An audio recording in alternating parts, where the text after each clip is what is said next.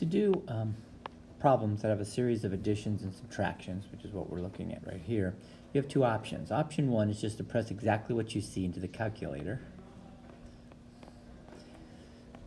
Exactly, don't add anything, just type in exactly what you see. The second way of doing this is changing all your subtractions to additions. So if I change my subtractions to additions and the opposite number to change its sign, I would make the adjustment that would look like this. And now this problem becomes much easier when it's all additions. So if I were to do 7 plus 5, which is 12, and then I add a negative 11, I get 1, plus 6, which is 7, and 7 plus a negative 19 gives me a negative 12. And that would be my answer if I wanted to do it by hand, which you might want to need to know how to do that. Subtraction and algebraic expressions is the same way. We want to change all our algebraic expressions as they show right here. So every subtraction gets changed to an addition. So I have a negative 4y and I have a negative 5. And now I can combine my like terms if needed. So what we can use this for is to identify the terms. To identify the terms, we need to know that we have plus signs between them.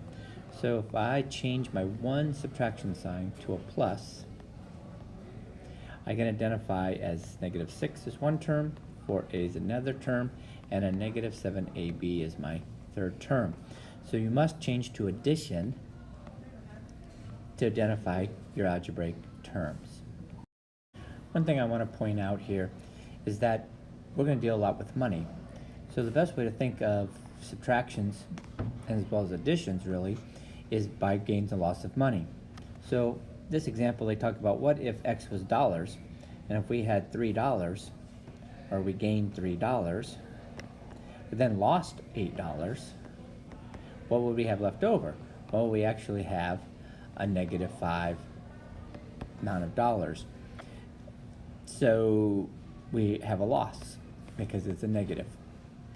Same with if we start with a loss of $9, but then we add $12 to that, $12, we would end up with a gain or a positive number. So this would be a gain. And you're going to have losses and gains in your money values. This process of subtraction, but changing the subtraction to addition, is often done when we look at highs and lows of things. In this case, if we have a high of 136 degrees, and we want to know what's the difference between the lowest temperature, we have our low of 129, and in this case, if I were to change to addition, I would get the difference in the temperature from the lowest and the highest is 265 degrees. So here's another example where I have the highest mountain at 848, Mount Everest, but I want to know the difference between the lowest point in the ocean. So I'm going to subtract out the lowest point in the ocean,